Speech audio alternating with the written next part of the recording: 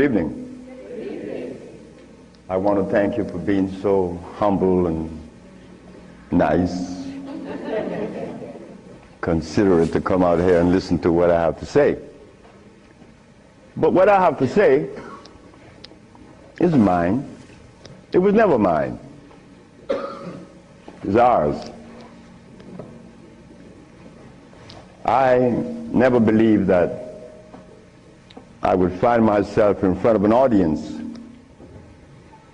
having to talk about a subject that we all once knew.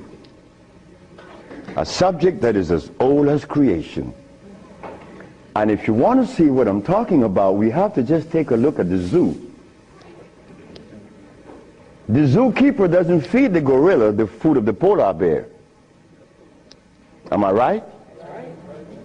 So how come we eat the food of everybody?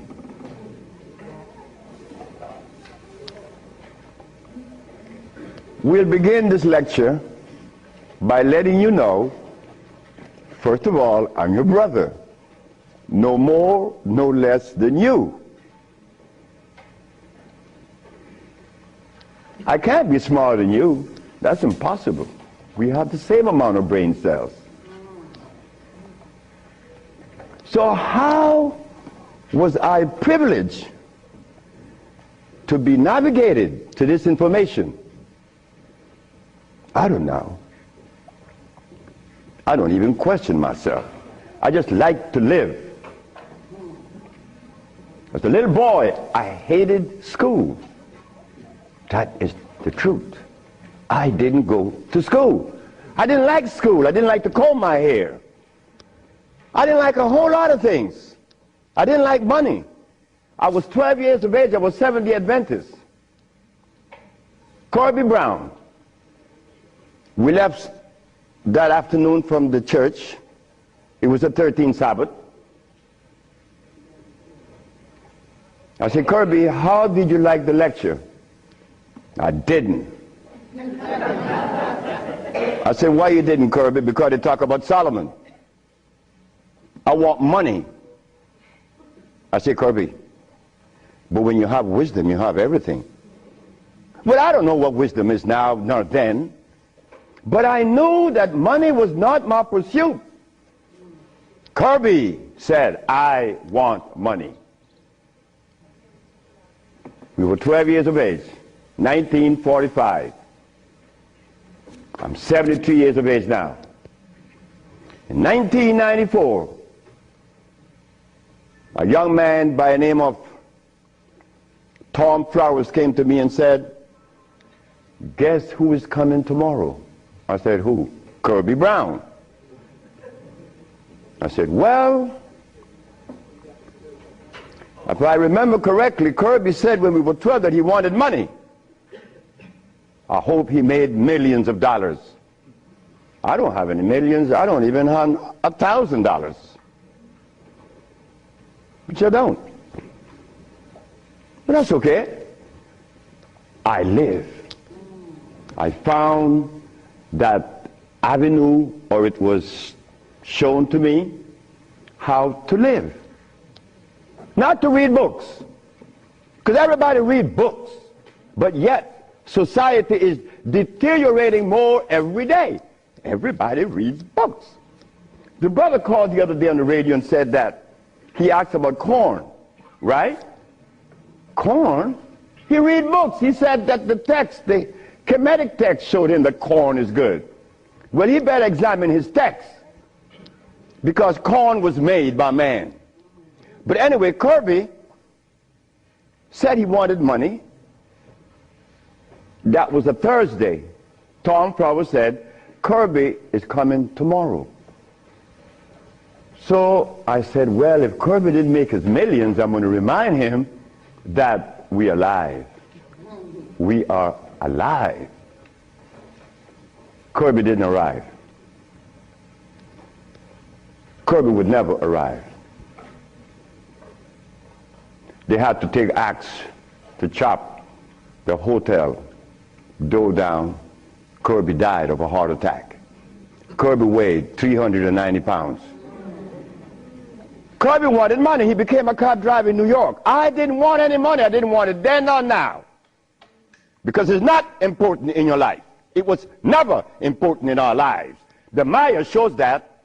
The Maya built pyramids. The Maya lived for millions of years in the jungles of Central America. No money. The Africans? How long did we live in Africa without money? Since creation. Now they tell us we need money to fight AIDS. Brothers and sisters, we are at a deficit, a tremendous deficit, a deficit that if we do not pay attention, I'm glad I did. I'm glad I did, because I remain that obedient boy that just lost his mama 4 days ago.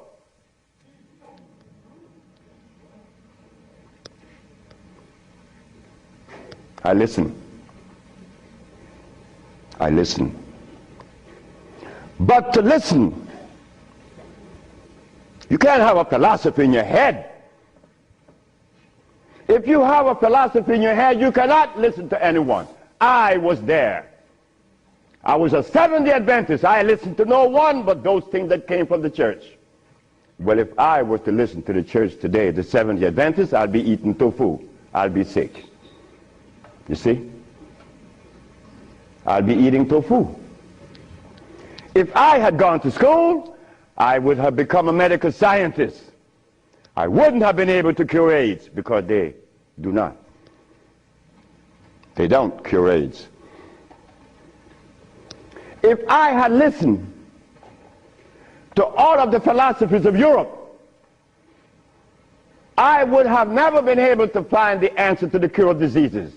But today, I'm going to share with you the African wisdom, the African brain, the African genesis, the African resonance, something that was never taught to us in the schools. Well, why should we expect the school to teach us something that would enhance our growth and save our lives? Why should the school teach you that? When in history has there ever been examples to show that one race of people is indebted to another? That has never been. Then you tell me that the white man is a bigot. The white man was never a bigot. He was never a discriminator. The white man is a person that obeys the first law of nature. Self-preservation is the first law of nature. So the white man, whenever he proceeds to preserve his race, and we sit back and say he's a bigot, it's only because we have lost it and we don't even know how to get ourselves out of this mess. I'm one of them. I'm you standing here. But one day, it was to be that your brother would be shown something that would change the profile of things. I left my country, where I was born then. In 1953 to New Orleans, I became a merchant seaman. I was 20 years of age. As a merchant seaman, I became an engineer 5 years later. I'm a steam engineer. Don't ask me how I did that, because that's going to baffle you, because I've never been to school, and I don't read books. I don't read books now, nobody's book. I'm not even going to read my own.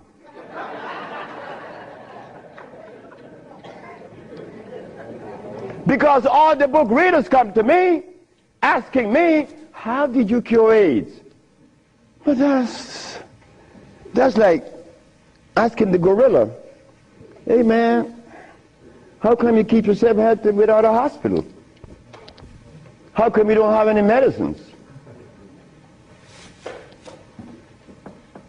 We'll begin. I became a merchant seaman right quick to take you through my life. Left Honduras without going to school, became a merchant seaman, became an engineer, worked for the County of Los Angeles as an engineer. While as an engineer, the County of Los Angeles something is to happen. Something is to change my life completely. First, it was a Mexican. The Mexican said to me, "You're dying." I said, "I know." "How do you know?" "Because I fell out going to the bathroom a Sunday afternoon, and I didn't reach the bathroom. I got up off the floor. Something must have happened between there and the bathroom." But I had gone to the neurologist, the endocrinologist, the geriatric practitioner in Russia, in England, in Germany, in France, United States. And they were people that knows what it is about. They had the great big books on medical science. But my asthma and my diabetes, my impotence was kicking. What happened to the books? They read books. All the physicians that treated this boy read books of all kinds. Nothing happened. I goes to Mexico, and the Mexican have a goat in his house. Every 5 words it was bad, bad. And I'm looking around. The Mexican said, "The goat bothering you?" I said, "No." "You're dying because you are disobedient." Then he brought the Holy Bible. "Honor thy mother and thy father, that thy days may be long upon the land."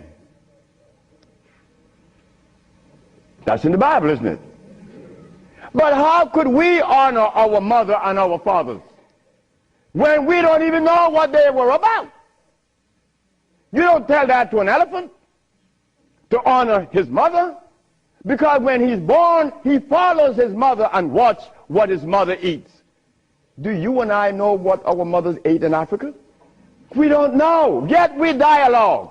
We dialogue on this level of intelligence because I know Plato, I know Aristotle, I know all about Diogenes, but you don't know what your mama ate. So everything that you talk about means absolutely nothing. So you see where they have us at a deficit? That's why we need each other.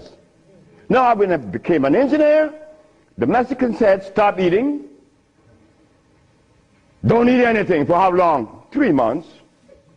I said, "Are you crazy?" He said, "No, you nuts." You ask me if I'm crazy. You've been eating garbage for 30 years. You've been eating garbage. And I'm going to remove the garbage for 90 days, and you ask me if I'm crazy. What was I eating? Hog maws, chitlin, neck bones, crackling bread, Lorne in New Orleans.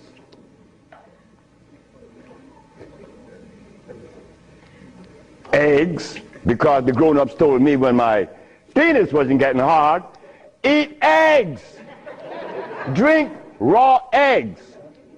And I did, by the dozens. And nothing happened. The Mexican said, "Don't worry about it, don't eat." 90 days later, I was no longer impotent, no longer diabetic, no longer asthmatic, no longer with glasses on my eyes, and this stomach hair was 42.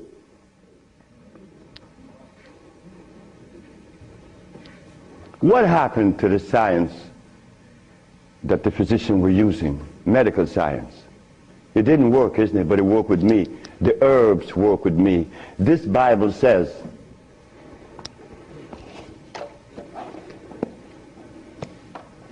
in the book of Revelation, it says 22 verse, and the first chapter, it talks about the herbs for medicine. Am I right? Well, ladies and gentlemen, what could have happened to us that when my brother, who was a preacher for 30 years, was sick, and instead of going to God's medicine, he went to the physician to get a chemical in his arm. My brother died 21 years ago. I'm not a preacher. I would never be a preacher. I told that to my mother. She wanted me to be the preacher. I said, no, no, no, no, no, no. That would be the last thing that I would consider. She said, "Why?" I said, "Because I want to live truth. Even if it kills me, I'm going to live truth." And truth is, the Bible says that the herbs are for the healing of the nations. But the preacher, when he gets sick, he go get a chemical. What is the message he's sending to God? Come on, just be fruitful. Let us be truthful today. If never again in our life, let us be that today. Why do we go to see the doctor to give us a chemical when the Bible says the herbs are for the healing? Why do we go? Well, you're going to soon find out.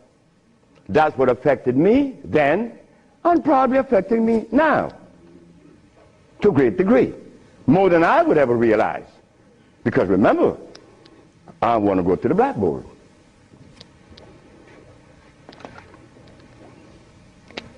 Roughly speaking, Africa. Way overhead, we put America.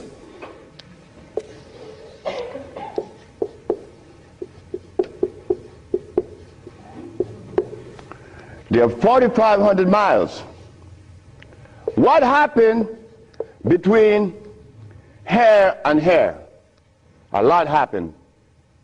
You see, when we were here, without the mathematics, without the ABC, without the sciences, when we were here, we had something to our advantage that we no longer have here. We are blind here. Here we weren't. We were seeing. Why? Because God provided us with everything we needed here. And none of it was comfrey or rice and beans. There were no tofu. There were no soy there. There were no cows.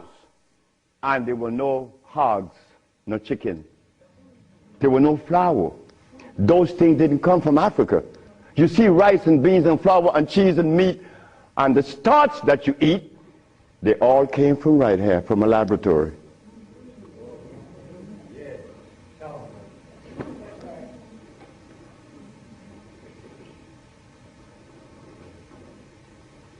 Now, for us to eat, you have to have in your big skull the understanding of biochemistry.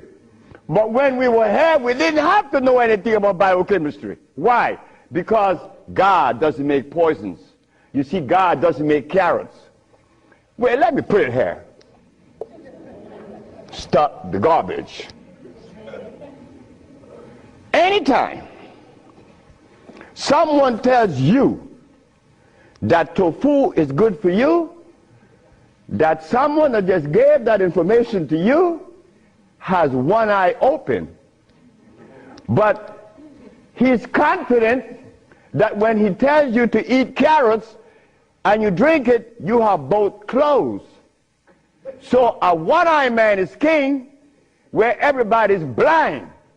But the one that recommends the tofu is only half seeing. He's blind. He got one eye open only. But he doesn't know it. Example. Before we get into the real lecture, pull this out.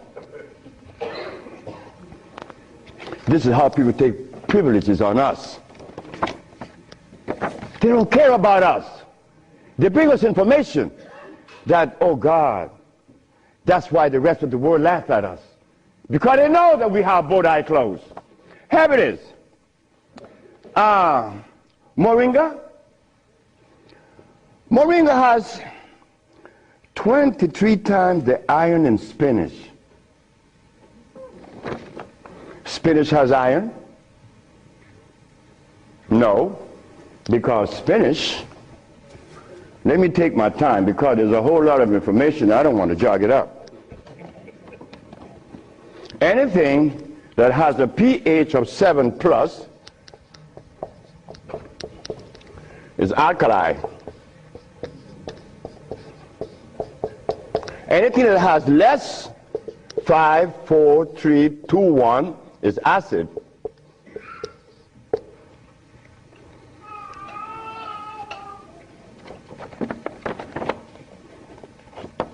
Spinach.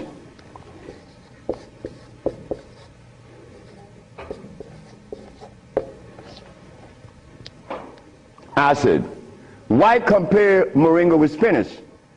When spinach has a starch base, it has no iron.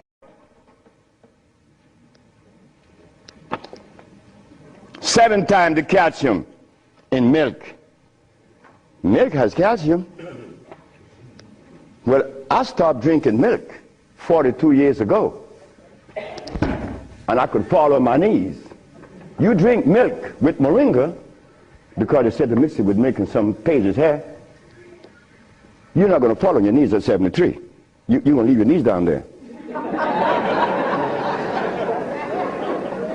11 times vitamin A that you find in carrots. Carrots has vitamin A. Carrots belongs on the acid side of life.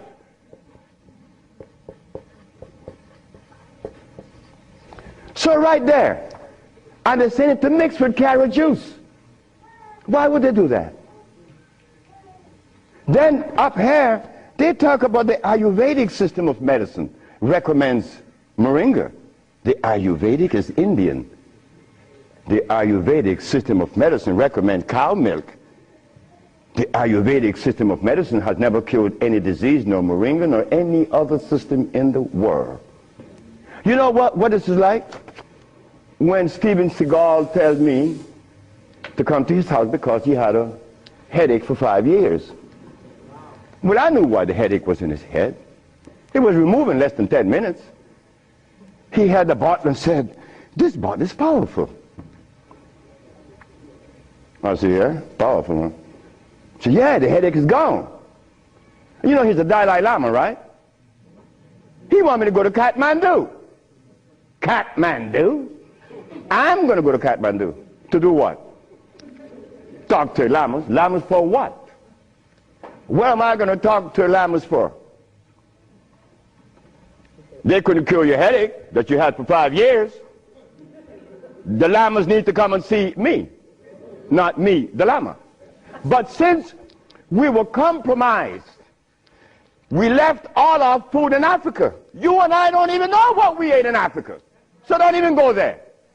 But we have the opportunity because one of your brothers happened not to go to school and look outside of the paradigm of school and found something altogether different. And what did I find? That anything that God made is on the alkali side. Why? The molecular structure is complete. It was made by nature, not man. Anything that God made has no starch. That's another thing. Anything that nature makes has no starch. Anything that man made has to have starch, because starch is a binder. To titrate 2 unequal chemicals, you have to use a starch. Starch is not a food. Starch is a chemical. And what have we been eating since they took us away from Africa? Starch and blood.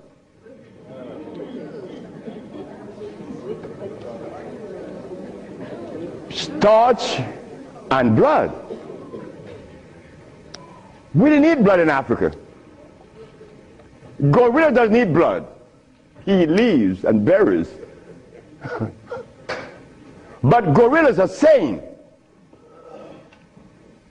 They listen to each other, and they have a society well put together. Well, Sebi, when he became the engineer, and he found out that the pH value of things had a lot to do with healing and the properties that's to be used, I was happy. I used to run home. Guess what I found? I found that the herb that everybody's talking about is acid, and everybody's using it. What herb is that? Comfrey. She said, what? I said, yes, it's on the acid side. And so is rose hips, enchirecia. What about golden seal? That's right, golden seal was made. It's like the stick that you put in your mouth. They call what? What they call it? The chew stick. What they call it? Liquid stick. Everybody have liquid stick in the mouth, right? But liquid stick was made. It has 50 times more sugar than does sugar itself. It has glycerinic acid. You see, we didn't have to study biochemistry in Africa because everything we had there was on the alkali side, so we could eat anything. But when they brought us here, you know, put some clothes on now. And after they put the clothes on you, come here, boy. You got to get in front of this classroom. You have to learn this ABC stuff. But hold it now. Gorillas doesn't take their cubs to be trained by polar bears. Gorillas train her own cubs. The gorilla way. But no. You and I, our parents couldn't do better. They had to take us to the school because they wanted to save us, you know, protect us, because that's mother. Mother doesn't want child to suffer. So mother was shown that if child didn't go to school, and they'd be illiterate, and the society is made up where you must go to school if you want to buy a Mercedes. But in our society, school, what you mean by school? We didn't have such animal. We build things. And those who've been to school can't even build the pyramids today. Not in Honduras, not to mention the pyramids in Mexico. They're 4 times the size of the pyramids in Egypt. Oh yes. I know Ben joking and didn't talk about that. But that's okay. Because he need help like I need help. We all need help. So the school that we thought was going to be so equitable, so useful, has become a deterrent. Because those that have been to school doesn't cure anything. How did I learn and I didn't go to school? Easy. You know, we baby-aged kids, we don't die. Right? We do it. I'm not wiser than you. I may be more mischievous than you. I know that because I do some mischievousness that you would not believe. But anyway, as an engineer, I went to work one night and I began to test herbs. And I begin to see that all the herbs that you guys are using are acid, every single last one of them, except for burdock, yellow dock. They're natural herbs. And the other one, which is the red clover, that's a natural herb. You know, they're alkali, they're very good. So I begin by compounding herb from all over the world. And lo and behold, a blind man was killed named Mr. Fredericks. Then the Japanese, Fred Takashita's wife was killed of endometriosis. She had a baby. She was never supposed to have a baby. It's a white lady from Utah. My boss brought his daughter and his brother with ulcers. They were cured. The boss came to me one afternoon and said, "So you're going to leave me?" I said, "Yep." He said, "You're going to leave me? On your resume, you said that you didn't go to school. And the only reason why I hired you is that I was curious to find out how could a man have an engineer license, never been to school. I wanted you to fail. But instead, you did something that is extraordinary. Are all black people like you?" I say, "Brett Howell," his name is Brett Howell. "Are all black people like me?" I say, "I'm the dumbest." "Yes, they're all like me and more powerful than me." "But how come they're not doing what you're doing? You killed the blind man. You killed my daughter of ulcers. Could they do that?" I said, "They could do it better than you, than me. But why aren't they doing it? Because they're afraid of you." I'm not afraid of God. I'm not afraid of the devil. I'm not afraid of anything, especially you. Because I don't live in fear. So I say, "Brett Howell, the black man of America is afraid of you white people because you guys made him afraid of you. And you should not feel good about that. It's not about me hating white people, loving black or hating black. It's about understanding. Nobody's going to help us but us. Nobody in this world, whether white, black, Chinese, or Arab, could help us. it's impossible for them to help us. Why? Because they don't know us. They don't have our genetic predisposition. Look, as a Christian, I used to eat pork. Of course I eat pork, and I love it. But as a Muslim, I eat lamb, which is 10 times worse than pork.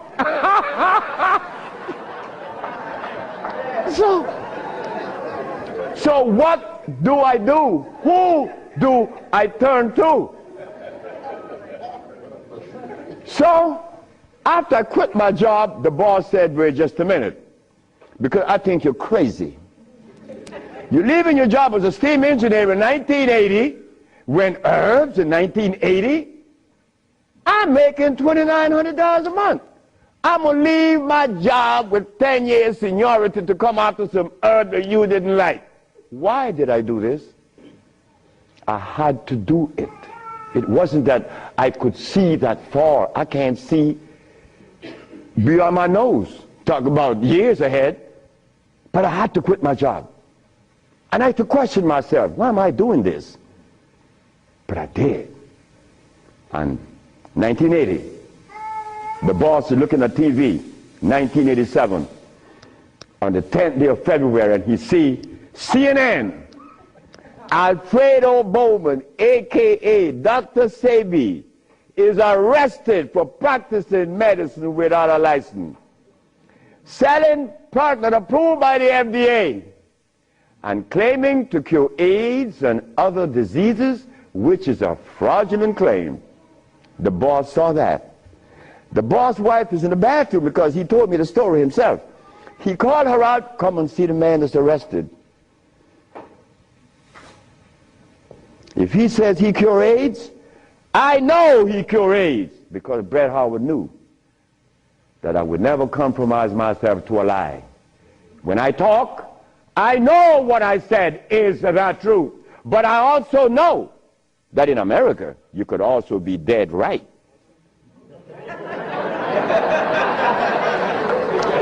But it doesn't matter. It does not matter. I'm 73 already. They kill me tomorrow, it's all over with. I rather reach 73. My brother, who was a preacher, he only got to 50. But I stuck with you, the black woman. That was my success. You, the black woman. I always kept my eyes on you. Nobody else, not the maid, because I'm one. We don't do nothing. We can't do anything. We need you. Because it is you that held our hand. It is you that breastfed us. My mother breastfed me for only 4 years. But that was sufficient.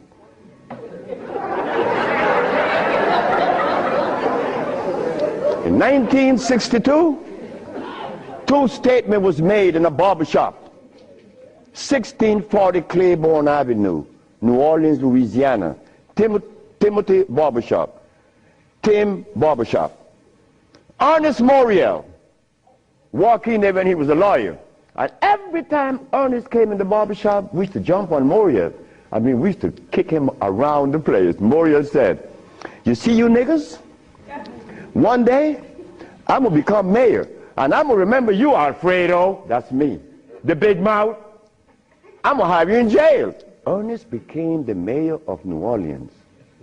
I was in Los Angeles, and the most hurting thing in my life was when I heard that Moriel had passed with asthma, a disease that I used to suffer with, that I was cured of in Mexico, and that I have addressed so many times.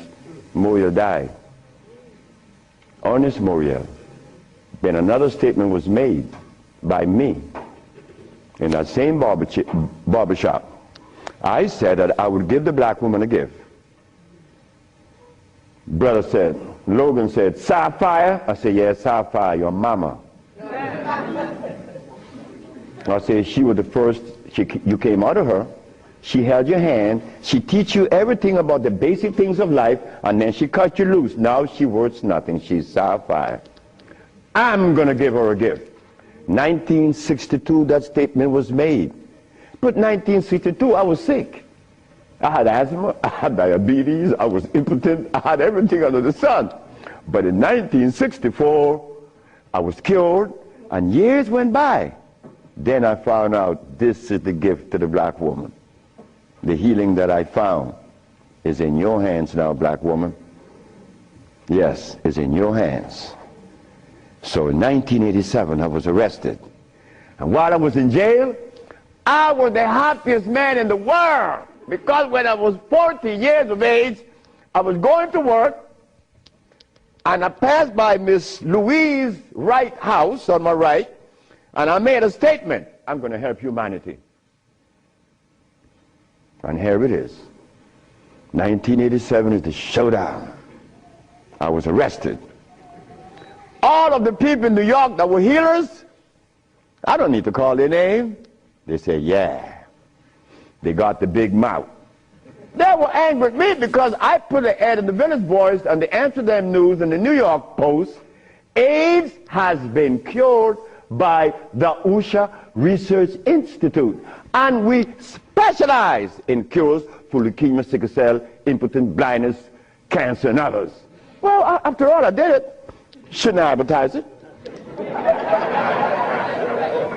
You should be glad your brother's doing that. Because now you have a chance to share in the bounty, right? That's the way I felt. So I'm in jail and I'm wondering, how is the American Medical Association going to escape from this one?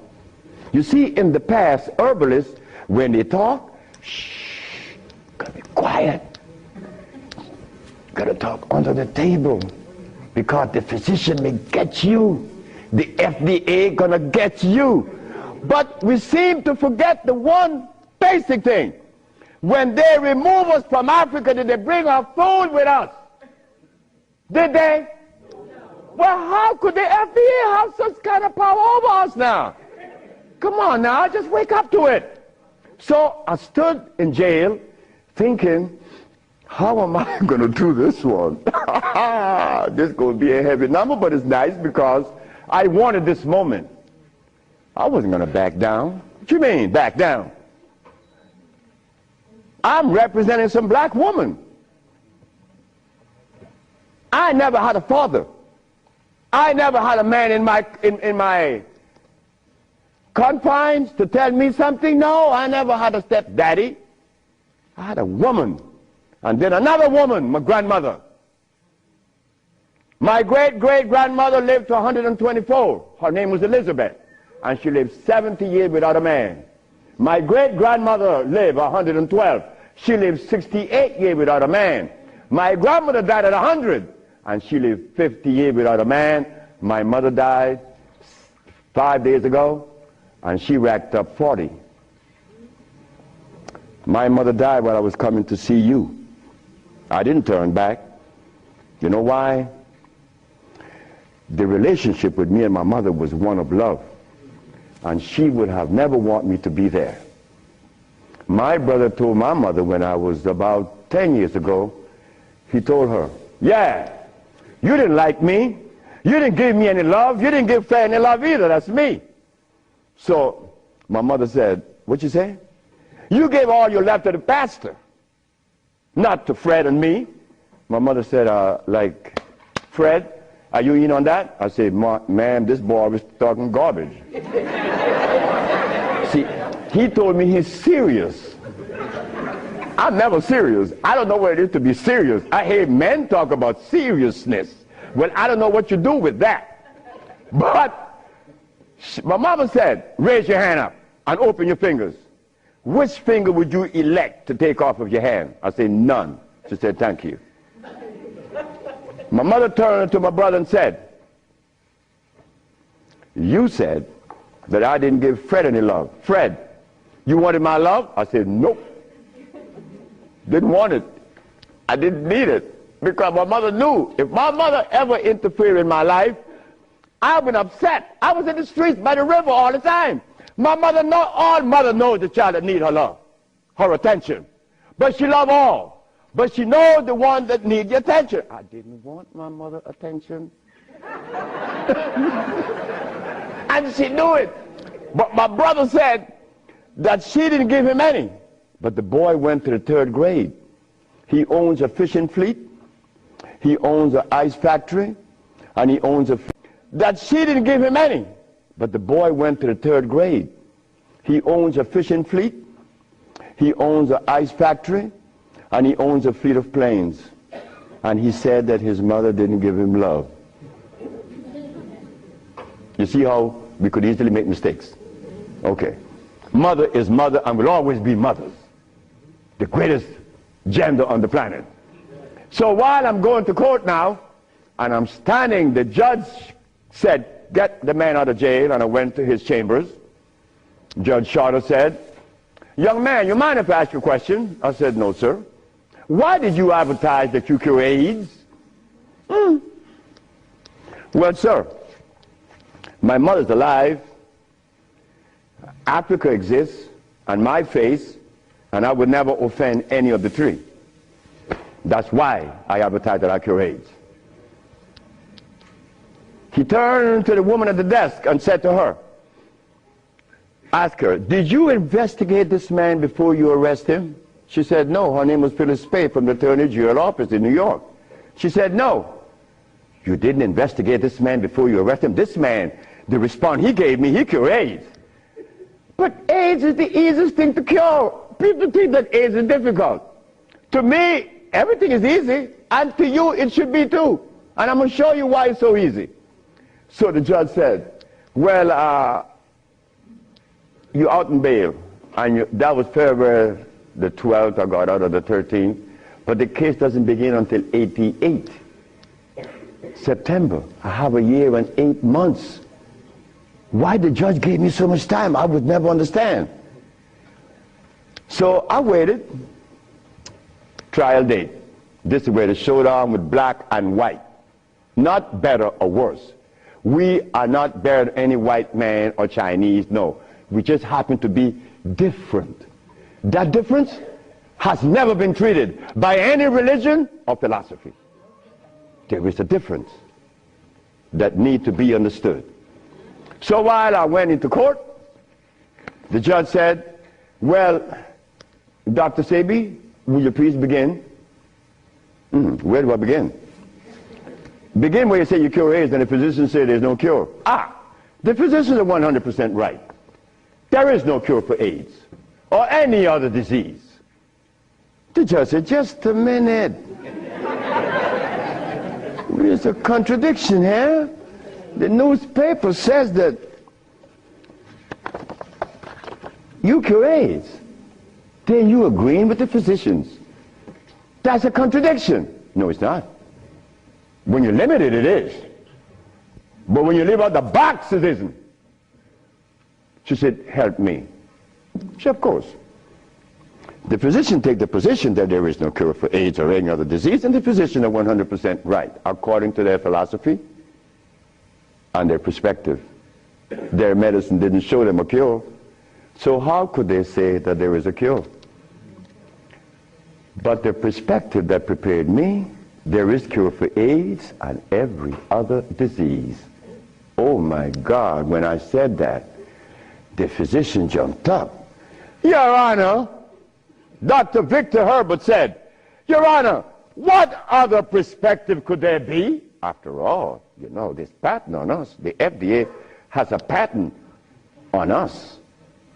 You cannot talk. The FDA talk, you shut up. Oh yeah? Well, I'm going to find out. So, the judge said, what perspective is yours? Dr. Victor Herbert, Dr. Bonanno, and Dr. Christopher said, how could there be another? I said, there is another, Your Honor. And what is the other? The African bioelectric cell food. I've never heard of such a thing. That's what the physician said. He had never heard of the African bioelectric cell food. I said, of course. But we have to remind the good physician that he have not heard of a whole lot of other things. But that doesn't deny the existence of the African biomineral electric cell food. What is it? Okay. The allopathic claim that there are multiple diseases. The African biomineral balance negate that position. There's only one disease, never been two. The allopathic claim that to treat the multiple disease you must use a chemical, which is violating God. Right? The African biobalance said no. It's a nutritional approach, electric food. Your Honor, I told you that this man was insane and unscientific. He said there's only one disease, but there's only one. Remember, I'm the boy that didn't go to school. I'm going to break things down to the least common denominator. When I was a steam engineer, I found out that in a machine, thermodynamics I'm talking about, or an automobile, the only thing that could cause this machine to go bad is what? Short circuit, obstruction, overheating. The same thing with the human body. So what did I do? I put compounds together that would cleanse the human body of what? Of mucus. In so doing, AIDS, sickle cell, lupus, herpes, blindness. But it sounds too simple, right? Well, that's not my fault. They have complex things, and then they deal with the complexity. And boy, that's a job. But with us, on our journey from Africa to America, it was easy because the slave master had a ship and brought us over. But getting back to Africa, we get confounded. We can't go back now. We don't know how to go back. We better not even go back. Because when I tried to go back, this is what I did. My first trip with a passport was to Kenya. So I went to Kenya and they said, where your passport? I said, I have no passport. I said, I was taken away 500 years ago. I'm back.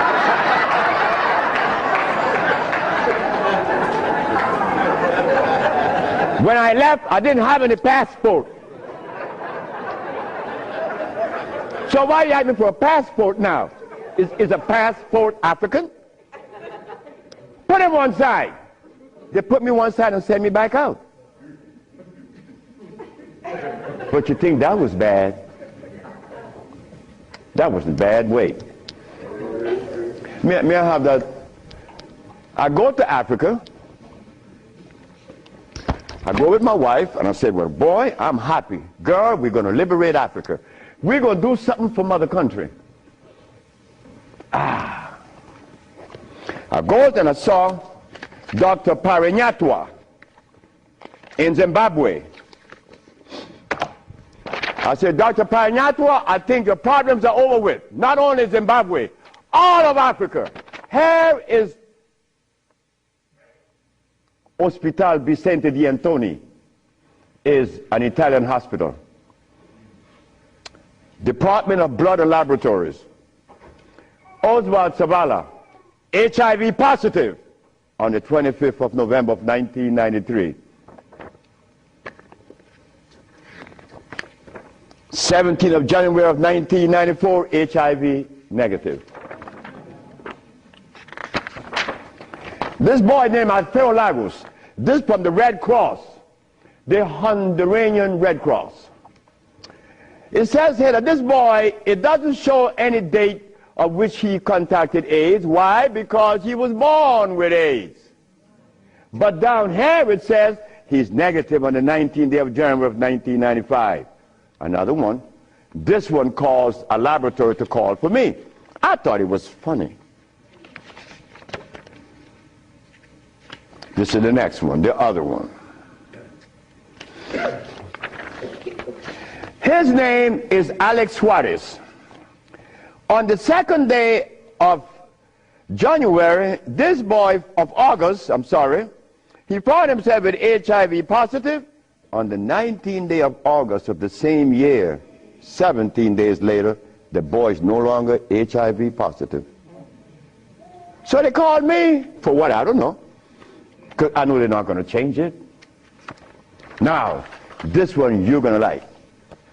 This one is from the San Diego Public Health Laboratories. It says here that this man has a HIV-1 RNA 26,205. The boy was supposed to be dead at 25, right? Just go to the other page. 6 months later, he's less than 400. He was killed at 15. So anybody want to read it? Because I could be lying, because that's the way we think. But here it is. No, that's possible. I could be lying. Here, young lady. So, curing AIDS, brother and sister, look, that's the easiest thing for niggas to do. We could do more than that. Curing AIDS, to them is big thing. To us, it's nothing. You understand? But now, here is where this little culprit comes in. Where did I put it? The blood, no, no good.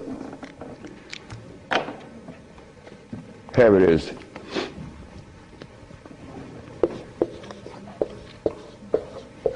Blood and starch.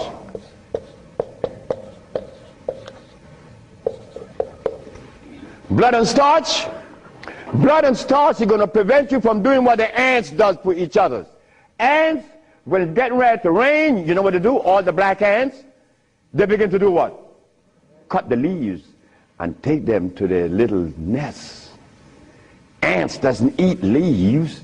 They eat the mycelia that grows on the leaves with the temperature. They are farmers, but they provide when it rains. Red ants does the same. But we black people, we can't do that. Because when your brother showed the world that he cured AIDS, why didn't the African countries jump on it? All the African people eat is blood and starch, nothing else. But that is the Africa that you and I dream about. The Africa that we want to save. The Africa that we all love. I found out that there isn't a president in Africa that is interested in the cure for AIDS. Not one. No, I'm sorry. Only one. I'm not going to name the country because I may jeopardize the country. Because the one thing I learned, that when you begin to talk favorable about a country or individual, they're going to soon get him. That is a fact. So I cannot talk about the country that said to Dr. Sebi, Dr. Sebi, whenever you want to return to Africa and begin this new empire, you have 5,000 acres of land and 6 hot springs. I don't need anything else. Hot springs? 5 hot springs with 5,000 acres of land? We could grow food. We could make the best dress. I said, sir, I am not going to come to your country unless I'm able to grow marijuana. He said, marijuana? He said, wait just a minute. He said, I can't do that. I said, well, the compounds I've been giving your nephew that was autistic, that now is talking, was marijuana. And as for you is concerned, when I came here, you weren't walking. You were dying. Now you're running up the steps in the presidency.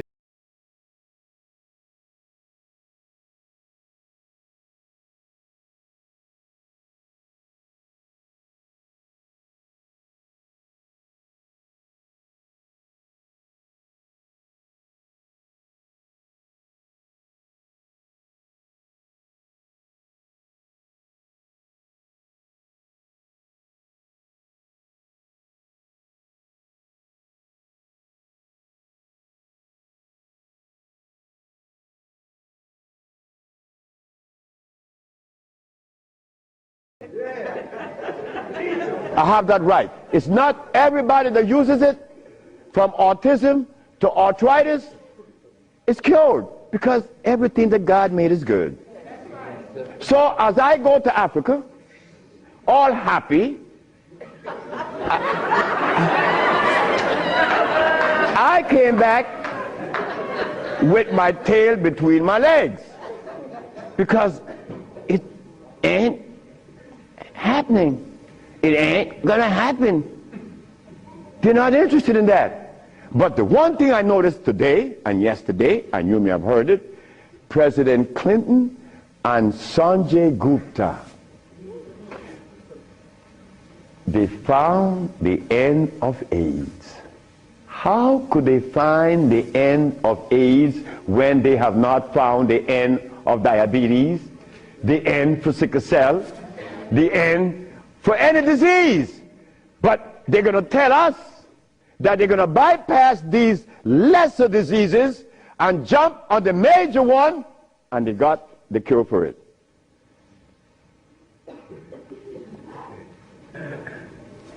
I got documents to substantiate that I cure AIDS, right? So what's up?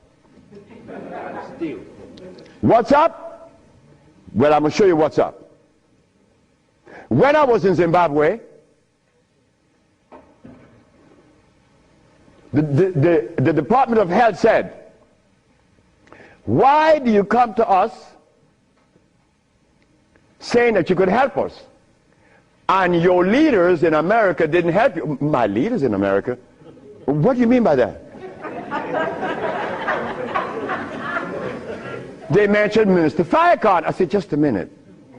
I don't follow any man. I follow women. And I don't follow sick people. Because if I follow sick people, then I got to be sicker. I go to Brazil. They say, why don't you, if your leaders didn't help you, why should we? I say, my leaders, again, they brought these leaders in front of me.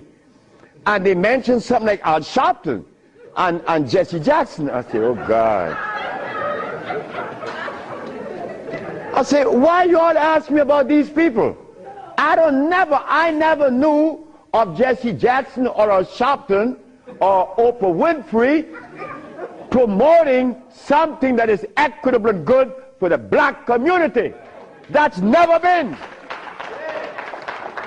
What they could do is march. That I know. But why do you ask me about it? I'm asking you, why can't you incorporate this in your repertoire? You said me, I have no leaders. My leader's my mama. The biggest testicles that anybody I've ever seen, they was on my mama. So don't ask me about leaders. I don't follow leaders. I never was part of that thinking. I don't need anyone to lead me someplace. So now I'm asking you, what do we do now? I cure AIDS. Are you going to call Oprah? You don't need to. She could advertise 1 million pieces, broken pieces, right? But that's fine. But she cannot advertise the cure for humanity. But there's one little dude that got himself in trouble. And he was totally unaware of what was going to happen. This little dude, I'm home with my wife, enjoying myself, a Sunday afternoon, looking at TV, somebody threw a rock on my window. It's Randy Jackson. What did you want? My brother want to see you. Your brother? Michael? Okay. I went. Well, he's sick as hell. Well, I treated him, and he got cured. He saw it, and he was encouraged to take me to the Rayborn building on Capitol Hill. Oh my God. This is going to really confound you. Michael Jackson took me to the Rayborn building on Capitol Hill on the 31st day of March? April. No, of March. March. It was March. 31st day of March of 2004. I said, why are you taking me there? Because you cure AIDS. I said, but what makes you think that they are interested in that? What makes you think that the world is interested? I don't care if it's any country in the world, they are not interested. Especially Africa. They were never interested. AIDS isn't killing Africa. Hepatitis C is killing Africa. All of West Africa is red line for hepatitis C. What you talking about? But they're Muslims.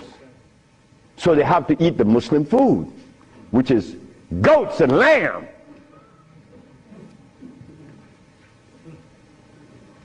Go tell them that the Arabs pay food, which is goats and lamb.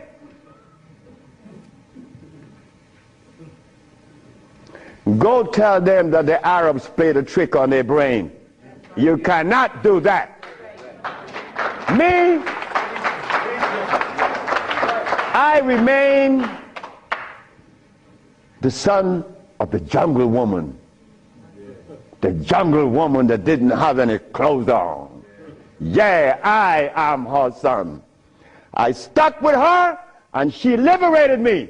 You have to hear this.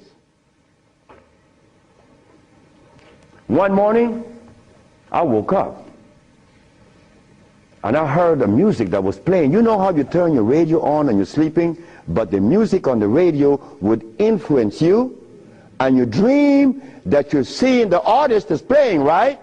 You have had that happen to you. This morning, I'm listening to John Coltrane. 4 o'clock in the morning on channel 850 on the TV. I'm sleeping, and I'm hearing John Coltrane playing Interstellar Space. But then something was happening while this music was playing. I was looking at a black woman doing this from behind a tree. I woke up, and I didn't know how to interpret that dream. But then I was leaving that morning for Los Angeles. As I got to the airport, the governor was there. The governor said, "That's him. That's the man that cured Alcida of leukemia. That's the man I'm talking about." The governor had a lot of people around him. So I went. I was leaving for Los Angeles. He was leaving for the capital. He didn't know that we were going to meet that morning. So they was talking to me and asking me questions. Finally, 2 men that were standing away from me, they were white men from the United States. They came up to me and said, "Well, we have heard of your miracle cures." I said, "Sir, I don't even know what a miracle is, especially perform one. I just happen to cure leukemia. That's not a miracle. To you it may be. Because your school of thought have you to believe that curing these diseases is one great big feat. No, it's simple common sense. I'm an African. Now this is where the naked women are going to come out. They said to me, "We have heard of your miracle cures, but have you been saved?" You see? Right there, I consider that an imposition. Why do you take the liberty to believe that I'm one of those that have accepted your philosophy that I have to be saved? I say, from what? The man politely answered and said, "From your sins, of course." I said, "Wait just a minute." I said, "You know, man, while you guys were standing over there, I said," and I looked at you both, and I said, "Two very intelligent young men. But now I have to question that." He said, "Why?" I said, "Well, because the color of my skin should have prevented you from asking me that question, have I been saved?" He said, "What does the color of your skin have to do with anything?" I say, "It has to do with everything. I am the son of a woman that was taken away from the forests of Africa. To begin with, she didn't have any clothes on. But she didn't have any alcohol. And she didn't have any prostitution. And she didn't have any supermarkets. And she didn't have a hospital. And she didn't need anything that God didn't make. And she didn't have any money. So all these things constitute sin. So my mother in the jungles was sinless. How did I become sinful?" You cut it out. You stop that. We have to begin to change our diet, because this diet here of blood and starch is all we eat. That is all we eat. And then with this diet of blood and starch, which confounds the hormonal structure, we have the nerve to tell each other's, brother, you were wrong. I'm wrong? I mean, where did you get that from, I'm wrong? You've been eating blood and starch, and you're going to tell me I'm wrong. No. We got to stop it. Because the blood and starch is why I couldn't penetrate Africa. So, you forgot, right? I'm in the Rayborn building. Who is present? Sheila Jackson Lee from Texas, right? John Conyers, Illinois. Or Detroit? Jesse Jackson Jr. from the House of Appropriation. Our most beloved President Bush. No, we have to give him credit. And no African government ever given me the privilege to practice herbology. Bush did. Bush appropriated $5 billion to fight AIDS in Africa, right? And the African government didn't appropriate one dime. They didn't want their brother to do it for free. So Bush stands out way above there. Bush gave $5 billion, and Jesse Jackson Jr. is there. So when I go to the podium and I say, fellas, y'all don't have to look for the cure of AIDS anymore. Here it is. Jesse Jackson Jr. did this.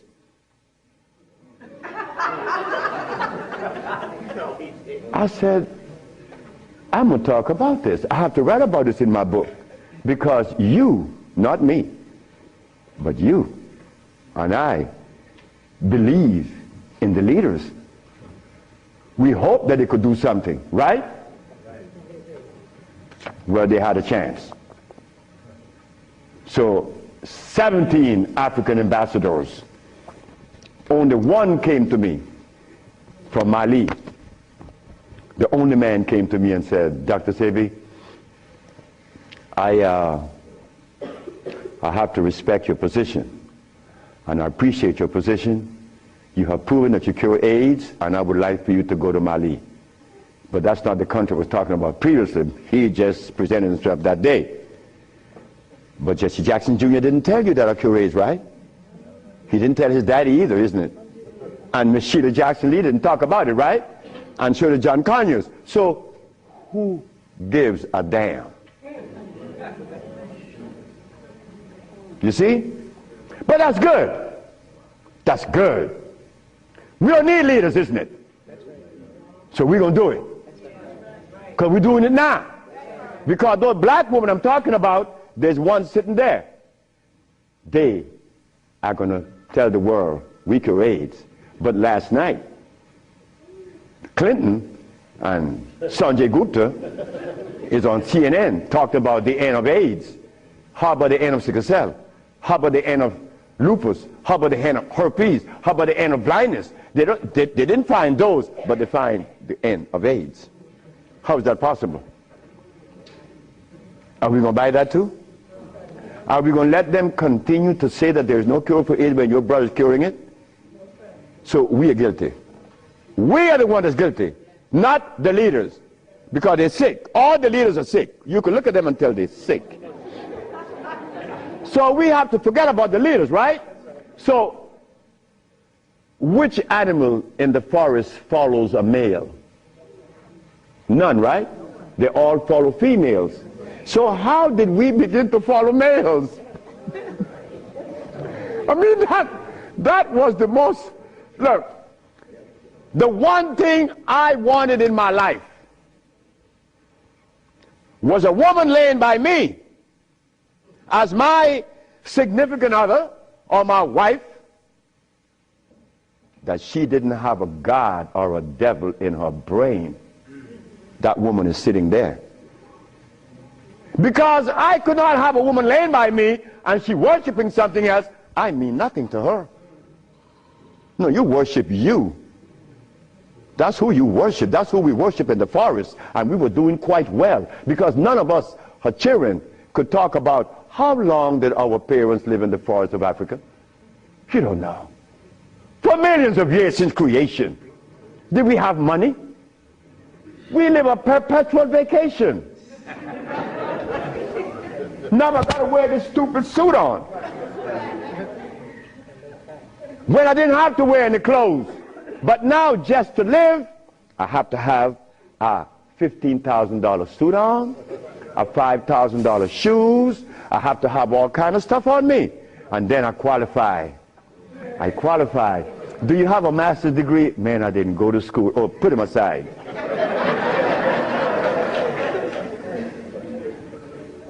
So in essence, there's no one on this planet that is interested in the cure for any disease. None of the leaders, none of those who are talking, they are not interested. It was simple. It was understanding that is alkalinity that cures, not acidity. And any healer that comes to you with these things, like adding carrots, like moringa, it says here, one of the things that I are careful with, it says here, if you add carrot juice with it, it's going to help you. But just a minute, carrot was made by some dude in Holland. It's very acid. So this moringa knows that you have both eyes closed, so I could sell you anything. We don't want that anymore. We don't want to tell stories anymore. We don't want to protect the stories anymore. But you see what happened? When you have been healing or call yourself a healer for 20 or 30 years using comfrey and rose hips and recommending tofu, and someone comes on the set and says that you may not be quite right, man, you get off there. You begin to get crazy. You begin to go crazy in that person because you have invested 30 years and people know you, and now you can't turn back and say, I was wrong. Well, I was wrong. And it was one little lady, 94 years of age, named Mrs. Holloman. I was along with the rest of the healers. I was reading these books by Jethro Kloss, Alma Hutchins, Indian Herbology of North America, Myers, Christopher, also this other named Shooks. And they all have calcium in it, so I had to believe that, right? And I went to Mrs. Holloman. I said, Mrs. Holloman, you got to drink carrot juice. She said, sit down, boy. I think you're crazy. I think you're out of your mind. I'm 94 years of age. I don't wear glasses. I don't need you to come and tell me to drink carrot juice because I know that carrot is a poison.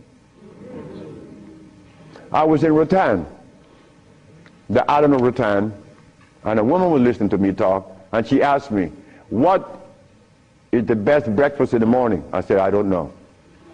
She said, a glass of hot water. I know she was right. The sister was right. So in essence, all of the hoopla about AIDS was just noise. We've been curing AIDS since 1984. Why didn't you know about it? The media didn't let you hear it, right? Jesse Jackson Jr. didn't talk about it, right? Well, I think in the book I have to mention his name because this is what's happening. They're lying to us. And we have to stop it. We have the cure for every disease in the world. We, the black race, is responsible. Not the white, not the Chinese, not the Arab. The Arab need help. They need help now. All Arabs need help. Because there's no way in the world where you find the highest incidence of eye problem like Arabia. Because they eat lamb. But could you go and tell an Arab to stop eating his lamb? It's like going to tell someone that uses cocaine, stop. Then you're crazy. Like going to Africa and tell a Maasai, hey Maasai, you only live 47 years, man, and you're going to die because you're eating raw blood and starch. He's going to chop your head off. And he should. Then we go to Guinea, and my wife came to me running. She said, the young man in there with his wife, he's 19. And she's complaining he's impotent. At 19, she said, yes. My wife came with it. What happened? We asked the boy, what does he eat? He eats cassava. Cassava.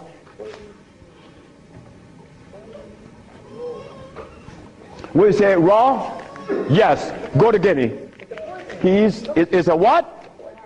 Cassava.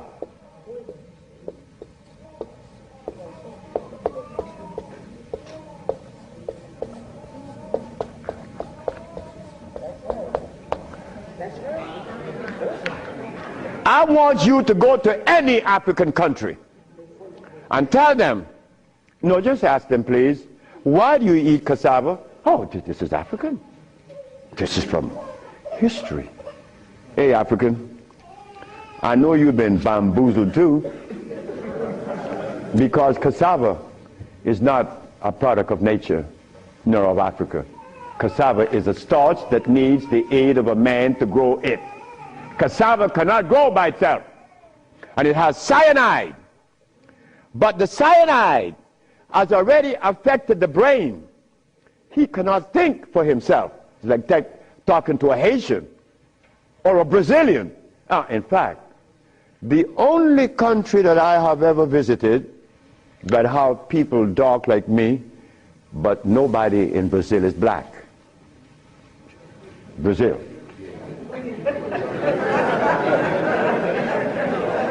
If you go and research the census of Brazil, you will never find a black person in Brazil. Everybody is white. That is how much they have offended us, that we hate the very image that God made. Something is wrong. Something got to be wrong. Me,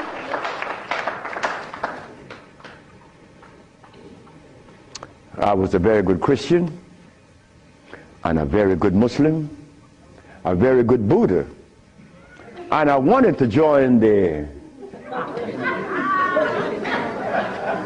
well, I don't want to mention it. But anyway, I was a good everything. But what I found, that they were feeding me the wrong food. And I had to deny all of them because they feed us garbage. There isn't a religion in the world that have fed the black race in America or anywhere in the world the food that is consistent with their cellular predisposition. So if you, my religion, is feeding me the wrong food, then what is the message you are sending?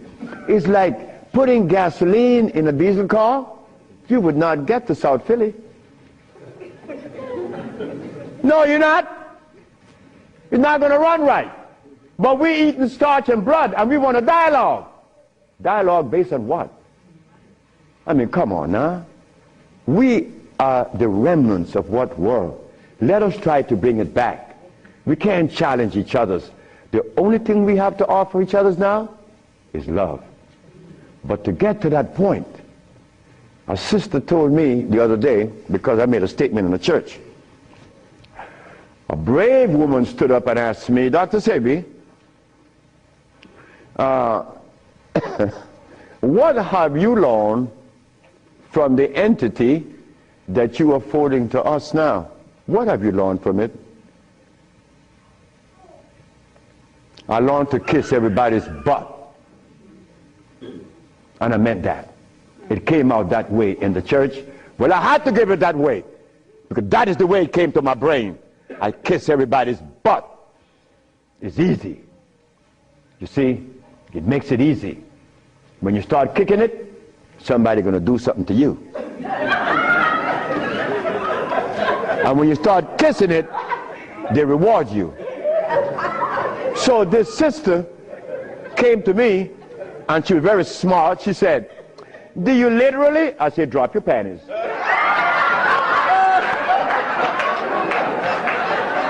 Well, I came out of a woman's vagina, I could kiss her rear end. That's easy, isn't it? Is it easy?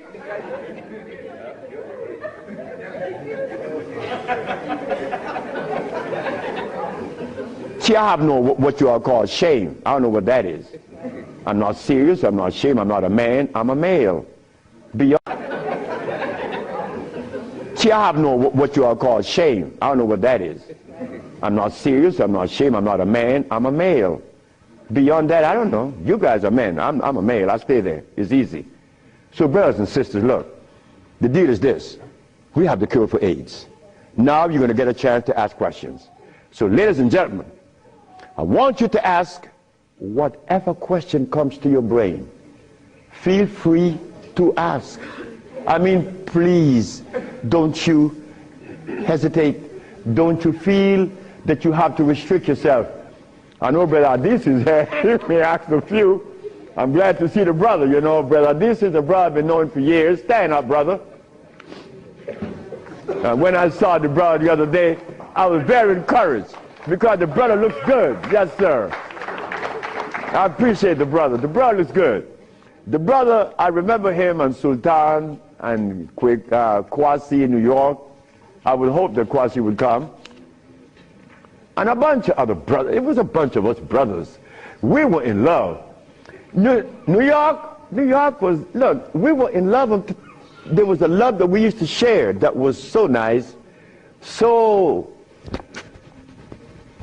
warm. But none of us, or all of us, understood that we couldn't follow anybody. Because if you start following one, you have to dislike the other group. But I'm a black man, I have to love everybody. I have to love Muslims, I have to love Buddhists, I have to love Christians. So if I have to love everybody, then I'm going to make it easy. I ain't joining nobody. Because I have to love everybody anyway. So it makes it easy. So now we go to the question. The sister and then you, another, yes. Good afternoon. Is it necessary to circumcise the male child? Again, sit down. The sister asked, is it necessary to circumcise the boy, the male child? Well, who started that? European. Who, my last little girl was born. I said, I told her mother, if this child is born and I'm not here, you will not cut the navel string. Okay? You understand? Listen to me now, Fanny. You will not cut this baby navel string. Okay? And I'm going to tell you how to do it. When the baby is born, you put the baby on your chest and let the baby suck your breast. The placenta is going to come right out. You put the placenta in a bowl and put some flowers on it. Keep the navel string attached to the baby until the placenta. 4 days later, it falls off the baby. You throw away everything. No cutting, no stress. No, it isn't necessary to circumcise, because I was never circumcised. It was you. Next. I was intrigued by you before and was very successful with it. But I'm a backslider and I want to know, what is the cure for AIDS so I can get back on track? She said that I treated her before and that she was cured, but something happened. I don't know. She wanted to get back on track. And the next question about how do I cure AIDS? Well, I have a daughter now that's 21, and she's the key to beautiful things. She's the daughter of this woman. Her mother hated me, and with all rights. The woman was right. Oh God, she was right. I had 2 wives in the same house, and this woman is in love with me. Oh God, this nigga is crazy. He's a Solomon. Nigga, look, you are a jive, MF. Her mother cursed me out. She cursed me out, and I'm standing looking at Miss Margaret, and I could see the hurt in her eyes. Because this woman is in love with this man that already have 2 wives in the same house. Boy, what do I do? And I find myself in this triangle here and don't know how I got in it. But years went by. No, she got a baby, she got pregnant, they kick her out of the house. But that's okay. She had the baby little girl, Zave. Zave grew up. Zave was 19. She cured her mother, her grandmother, of diabetes. The little girl that this woman didn't want to come into the world grew up to cure her of diabetes. Last month I got a notice from the mother that Zave just killed a woman in New York of AIDS. How do we cure AIDS? It's simple. We put the compounds together to address the mucous membrane, to cleanse the mucous membrane, to cleanse the bowels. Simultaneously, we went to the forest and found the herbs such as over here on the alkali side,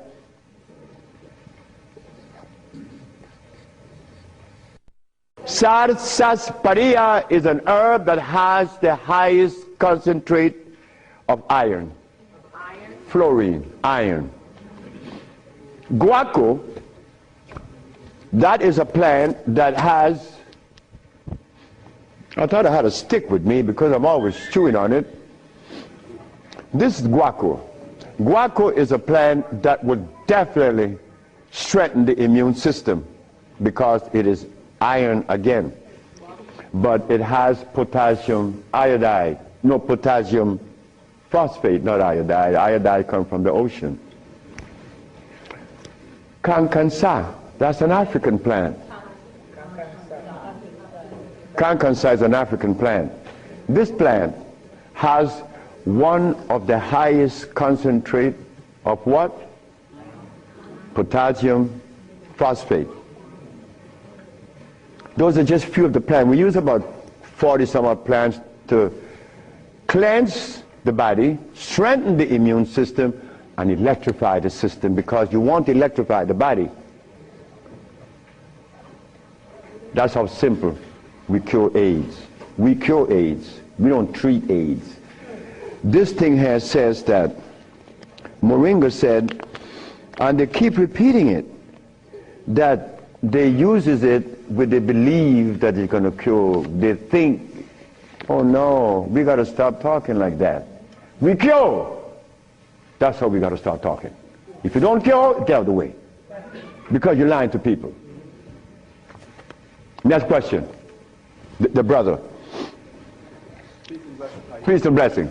I'm really enjoying your lecture, and my question is, when you see a client, what's your thought process? When I see a client, Yes. my thought process, I already know what the brother needs. Like the Mexican knew what I needed. The Mexican said, you're dying because you have disobeyed. Without, unconsciously you disobeyed. So when a brother comes to me, I already know what the brother needs. I don't need to go into a whole bunch of scientific jargons and intimidating the brother by putting light in his eyes, iridology. I don't do that. I don't do anything. I just give you what I know you need. People come to me for compound from Japan. She killed a woman in Japan named Kaoto Kita in Kobe. She never seen a woman. She was in hospice already. With cancer what? The lungs. There you go. Cancer of the lungs in hospice. She never seen the woman. In a month time, she's vacationing in Hawaii. Okay, there you got it. Yes. Her than you. Yes, the sister.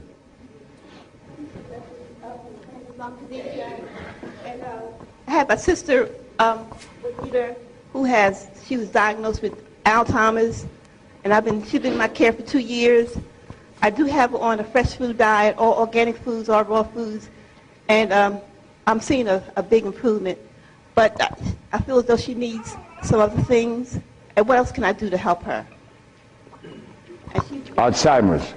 She has Alzheimer's, yes, sir. Okay, Alzheimer's. That's a brain problem, right? Remember what I said? There's only one disease? Okay. When you have mucus in the nasal passage, it is sinusitis. When you have mucus in the bronchial tubes, it's bronchitis. When you have mucus in the lungs, it's pneumonia. But now you have mucus where? For you to have Alzheimer's, where is the mucus? So we have to remove the mucus from out of the system, especially the brain, but then we have to feed the brain. That's where biochemistry comes into play. the brain. Like if the sister was suffering with rickets, that's bones, right? So we have to address calcium. If she had leukemia, it would be blood, that's iron. But now she has Alzheimer's. She has mucus in the brain, which prevents the brain from receiving what? Oxygen. Now, what is the brain composed of? Copper and carbon. That is what produces electricity. Copper and carbon. It's simple. Copper and carbon produces electricity. You go to an electrical plant, and all you're going to see is a big wheel turning, and it's copper. But against the wheel are these carbon brushes, and the friction of the carbon and the copper produces the resonance they call electricity. Electricity is not fire, it is vibration. But when you short circuit it, it's become fire.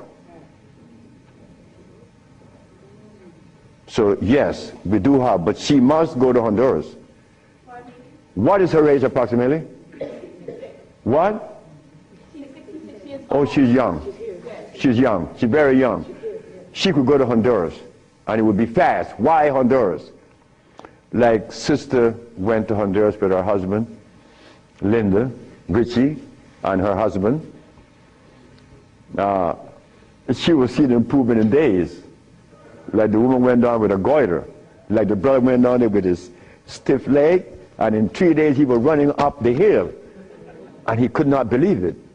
Like, this is where a name comes to mind. And I want you all to remember this, because this is a woman that we all love and we all respect. A brother was taken to Honduras, to the village. You see, the thermal waters in the village has a pH of 8.9. One of the highest attainable pH in waters is found in Honduras and in Africa. Thermal waters, that is. The little boy named Shelby, he has AIDS. He has Kaposi sarcoma. All the black spots on his body. The boy went to the thermal bath 1 day, 2 days, 3 days, 4 days. The boy came out of the bathroom screaming. The black spots were gone. His mother and my wife Ma'a were very close friends. Ma'a told Malakia, take Shelby to Honduras. On the 4th day, he's doing good. How long is Shelby going to stay there? 1 month. I said, 1 month, he's cured. On the 4th day, the sore disappeared, right? On the 10th day, he tell his mama, I want my passport. She said, for what? I want to go back to Los Angeles. Dr. Sebi says that you have to stay here a month. He said, bitch, did you hear me? That is what we, mothers and fathers, get from our children today because of those hamburgers. It wasn't Shelby's fault. It wasn't that child's fault. That child went back to Los Angeles and began to use crack and died about 2 months later. But Malakia is telling the sister that you all know very well about the incident. Present was Oprah Winfrey, and she said, she was telling the story to her aunt, which is Maya Angelou. Well, I'm nobody. I'm nobody anywhere in the world. I just happen to cure AIDS, but that means absolutely nothing. My son told me I messed up. I should have been a boxer in cracking people's jaws. I get millions of dollars. But the crack jaw come to you and they pay you pennies. So you are nobody, daddy. In this world of today, curing AIDS or any disease means absolutely nothing. I am not a famous person. I'm insignificant. So Miss Oprah Winfrey said, well, if he's that good, how come I haven't heard of him? Well,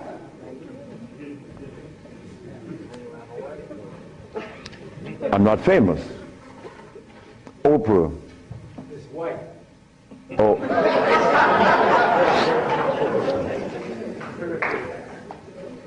My book would be out in July. I know she's not going to advertise it, although she suffered embarrassment with 1 million broken pieces. But that's okay. We have to remember the blood and starch. So when you go home, you remember the blood and starch, because that prevents you from liking you, from loving yourself. Because I was there. I was there. Did I want to blow my brains out once? Yes, I did. Well, why was that? I was stressed. I was eating blood and starch. But when the Mexican came and said I was wrong, I listened. And here I am, 42 years later. Do you see the benefits of this? A Mexican came to rescue me, to rescue you. So we cannot. But wait, the other part of it is Africa. There isn't an African country that I could go and practice herbology. But why did Bush, who all of us think, or most of us think the man is bad, how come I could practice herbology in the United States? You got power over him. That's why. I don't have any power. No, I don't. Because I don't even know what power is. I just know what's mine. That's all. I know what's mine and what's yours, what's ours. So what's ours, when the Supreme Court said, the FDA said, you are not supposed to sell these products. Exhibit A. The FDA said, what? That I'm not supposed to sell my products? Well, maybe the FDA knows the food that is consistent with the African cellular predisposition. Because when they removed us from Africa, they didn't bring food with us. Maybe the FDA knows about these foods. Could you tell us, please, Mr. FDA? But when the FDA talks, we get scared. Scared of what? They're not God. You understand me? No, I don't have any power over nobody. I don't want that. If you know what I like to do, you would know I don't want any power. the brother in the back. Hepatitis C. Yes, sir. Mr. Charles Fisher. Who is Charles Fisher? He was the manager for LL Cool J. That was my second case of hepatitis C. Yes. What is hepatitis C? The liver has been stressed. Right. Beyond. Hepatitis C is nothing. Maria Elena from San Pedro had cancer of the liver. Her mother and her aunt bought the black dress to bury her. The doctor sent her home to die. Maria Elena's sister saw a newspaper with me in it. She said, hey, there's a nigger down there in Jutiapa that got a big mouth that says he could do a bunch of stuff. And she came. 2 years have gone by. Maria Elena is healthier than her sister. Yes. What is hepatitis C? It's when the liver has got so toxic and loaded with what? With poison. Blood and starch. So we clean it, clean the body. Because you have to clean the intestines, you have to clean the liver, you have to clean the blood, because all of these has been affected. Yes, brother, we have cured many of hepatitis C. So what herbs would you use, doctor? It's not an herb, it's a therapy. Therapy? It's a therapy that we have. Okay, I was sort of encouraged to, what's that, interferon. Interferon? Yeah, I was encouraged to be... Brother, interferon is something that's been on the set for 25 years, and I have been curing AIDS and sickle cell and lupus, herpes, blindness, and paralysis. Interferon doesn't do that. Interferon is a chemical that is derived from the penis of a brother. You know that, right? You know it. Yeah. That's not even right. Come on, the Bible says the Bible said the herbs are for the healing of the nation. The Bible isn't saying about chemicals. Right? Okay. So now, we could tell the world, yes, we object. Oh, one more thing. One more thing is very important. Many of you have insurance companies, right? Insurances. And on that sheet, it says that they do not honor anyone that isn't an accredited physician. Meaning that you are compelled to go to see a physician to give you his chemicals. But now, they are telling you that they're God. And that you have no other recourse. Well, let me tell you something. Yes, they have to honor us. Because we have the only compound in the world that is consistent with our cellular predisposition. Nobody else. Can you give us some foods that are alkaline? Food that are alkaline. We could begin with mushrooms. We could begin with mushrooms, quinoa, quinoa, quinoa, quinoa amaranth,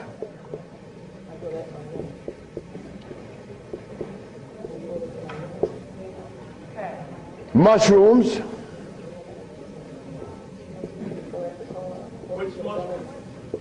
portobello, crimini, also oyster mushrooms. Many people are of the opinion that oyster mushrooms or mushrooms are fungus. What is a fungus? A fungus is something that grows on you and eats things up. Mushrooms are the product of mycelia. This is a network that nourishes.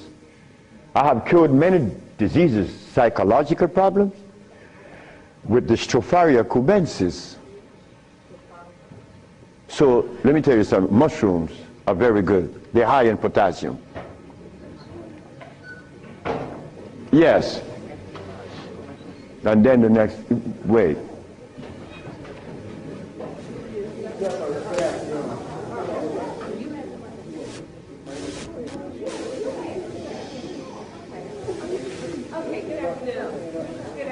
Good afternoon, ma'am.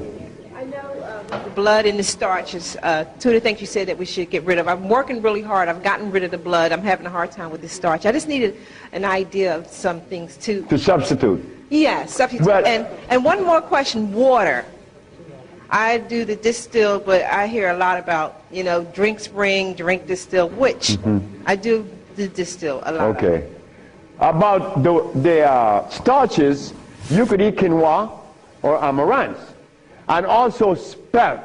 You could buy the spelt pasta. Spelt. You could buy spelt. I eat a lot of spelt. And you know something? I learned something lately, like I'm learning something every day. Because I don't know everything. I don't want to know everything. And it's impossible for me to know everything. But I learned this. That when you combine spelt flour, quinoa, and amaranth together, just the pure powder, the flour, and you want to bake something, if you just add the almond milk and the sea salt and the other ingredients, such as you could add a little bit of what?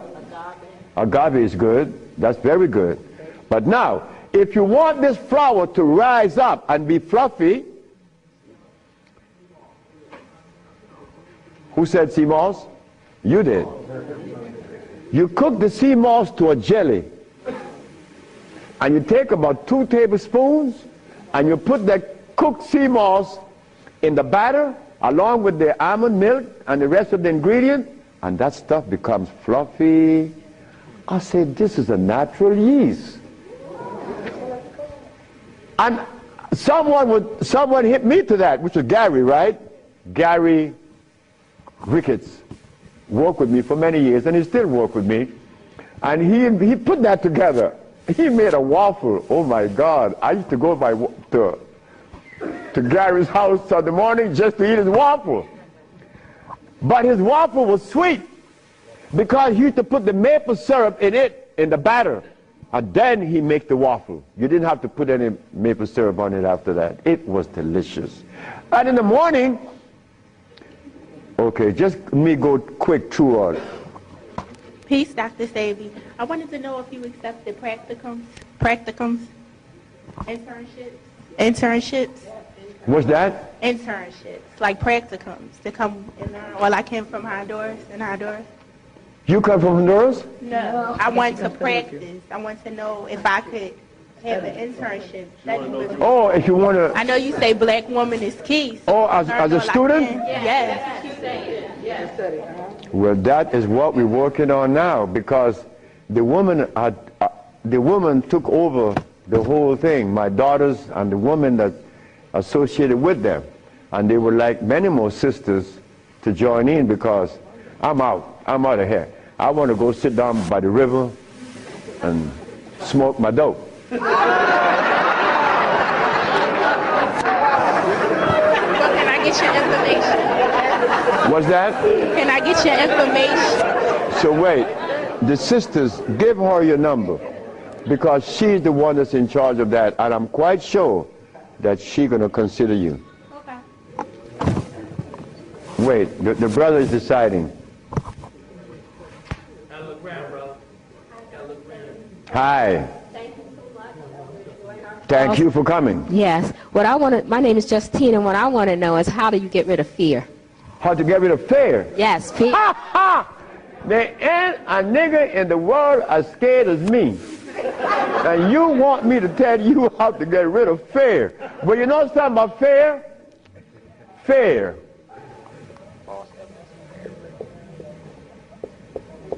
Fear is a natural occurrence.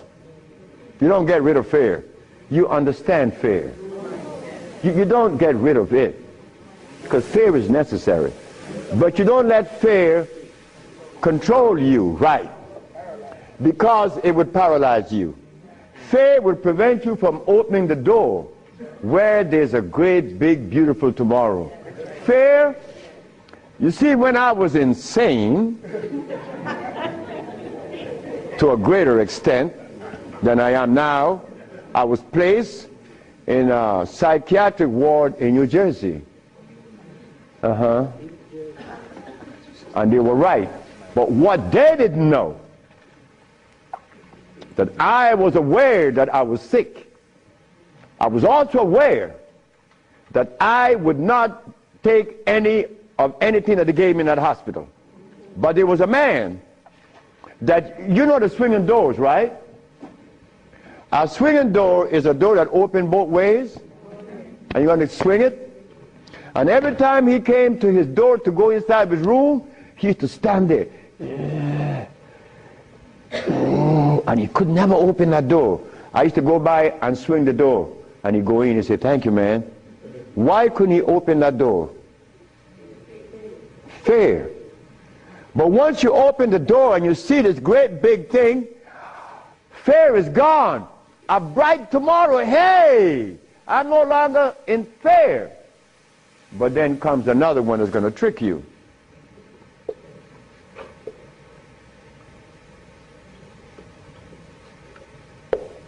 What that surety is E? All right. Surety. Surety make you do this. Yeah, I'm bad now, but there could be a quicksand there, and you're gone. So you learn that when you conquer fear, then you walk, but you test carefully. And if you conquer surety, then you go into the other one. And this one I'm going to really trick you.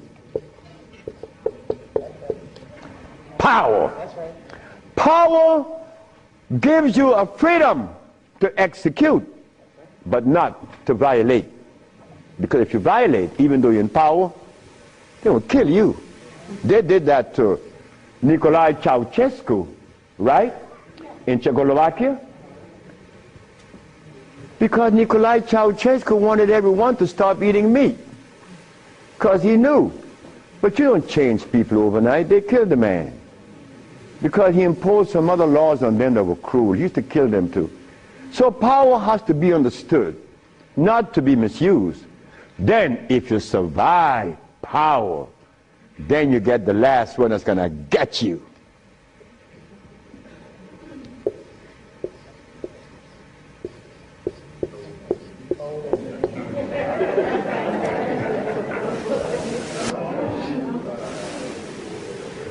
So you see, it's all about peace. I'm happy that I'm 73 years of age and that I'm happy, but I have to thank the Mexican. But when I go around my brother 73, are you all right? I say, Marcel, that's the only one alive now. My age. I say, you asking me if I'm all right? No, man, I'm not all right. He's coughing. He got these back pains and stuff. And I say, you could do better than that, because you're only 72. I'm a year older than him. But he can't see beyond where he's at. And I shouldn't expect for him to make such a leap, because I didn't do it that way either. Because even after the Mexican had stopped me from eating the stuff, I went back cheating with some chicken. And one day I went by Brother Bill Stenner's, the Golden Bird. You all know the Golden Bird in LA, right? You remember that? And I bought some Golden Bird chicken. I ran home, and I look out the window, nobody's coming. and take it outside and spray the house, because they had these 4 black women. They were nosy. These black women were nosy. They always come up, what you have in your, open the refrigerator, looking all around. They must have seen something in me. But these 4 black women were the one that stopped me from lying. Stop eating that chicken, the last thing. But here I am. And I'm happy to say that here I am. Because I want all my brothers to say, here I am, at 80 or 90. Because the man that healed me was 94, and he had 2 wives in Mexico. He was healthy, wore no glasses, and he was always laughing. He said, look, before you leave, remember this. Never you socialize with people that are serious. Serious people are sick. Because there's no reason to be serious. Because I cure AIDS and diabetes, I've proven that. And I'm not serious. I'm your brother. I want to play with you. I play with my wife all the time. I don't have no time to this other stuff. If this other stuff comes in, then something is wrong. Next question. Hi, Dr. Sebi. My question is, as a woman, how do you cure high blood pressure and rapid hair loss? High blood pressure and what? Rapid hair loss. Rapid hair loss? Hair. Or hair? Hair loss. High blood pressure. High blood pressure is easy. Just stop eating. Where we have the product to remove the pressure immediately. People go down to Honduras, and in less than 3 days, the pressure's down. The man just came from Caymans. That's right, Caymans. Grand Caymans. He came down with high blood pressure, diabetes, and impotent. A young brother, 52. 3 days later, man, my pressure is down. Dr. Sebi, my pressure is down. I say, yes, I know that. What's the problem there? Why are you so amazed? 5 days later, my sugar is gone. I don't have no more sugar. And then, on the 10th day, he come with his girlfriend telling me. I like to see that. Because I was impotent. And these old folks in Honduras was telling me to drink eggs and wine and meat, cheese, butter. And the Mexicans say, you're crazy. Stop eating, and you can get all the sex you want. Stop eating, and it happened. So brothers, if you're in trouble, stop eating. And there's a product outside, they call it Viento. Brother, I don't care how much in deficit you are, you will be out in less than 24 hours. I know. I have to be abreast with that because my wife is 20 years younger than me. I can't allow this woman to get ahead of me. You understand? And she looks good and she's youthful. So I have to maintain energy. And I want all of you brothers to understand that that stuff that we eat, wait. Just draw this for you, that we would see what it is I'm talking about. Because this is important.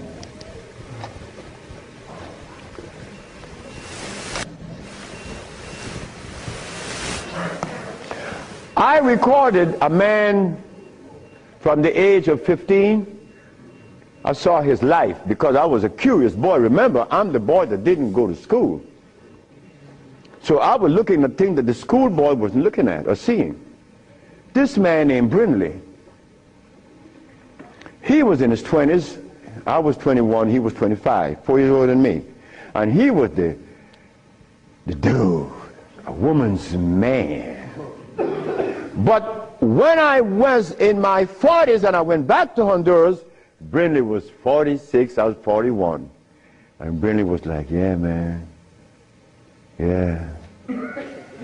Yeah. His wife gone. She's a seamstress. She's gone a long time. But when he was young, he had every woman in the world. I said, Brindley, what happened? Man, you know, I'm old now. I said, hey, nigga, you're 46. I'm 41. There again, what is old? What is old? Old is when you get to my age. 73, nigga, you old. Sure, I'm old. If I had a big belly on me and I wore these glasses and I was hooked up to a machine, and no woman want an old sick man beside her. So brothers, look, stop eating blood. Because when you get to my age, you want to be healthy. You want to be playing with her, right? Sure you do. Why not? She's your companion. You want to play and laugh with this woman. Brindley couldn't. Why? You see, this stuff right here.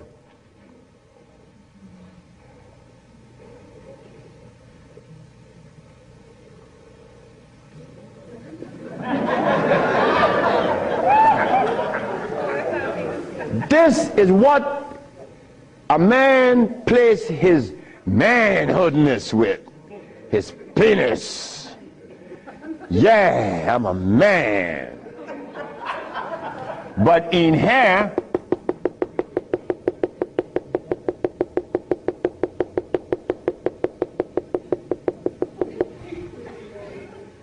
to keep this penis erected, these little orifices, they call veins and the rest, has to be opened for the blood to flow, or else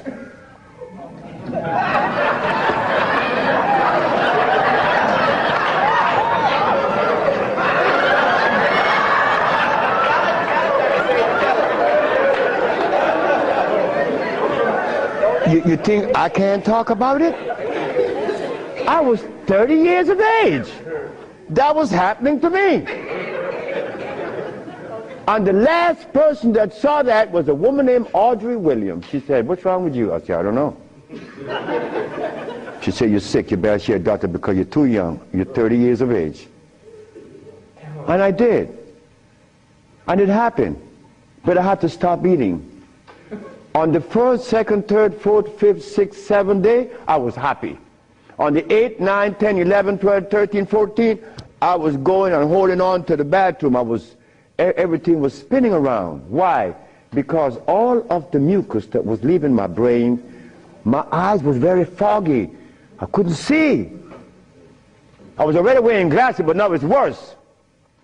But on the 17th, 18th, 19th, on the 17th day I woke up, I was looking at the ceiling, and I remember feeling so calm. A feeling that I had not experienced in many, many, many years. I was calm. On the 27th day, I didn't hear the wheezing in my chest from the asthma. My diabetes, I couldn't find glucose in my sugar. But on the 57th day of fasting, of not eating anything, I had an erection. Why? Why? Aha! They drain out. It drained out because I was taking these herbs and drinking water. Taking these herbs and juice and drinking water. And the body got a chance to do what? cleanse itself. You see, it's easy. It's easy to bring back that happiness that we could love, that we could share,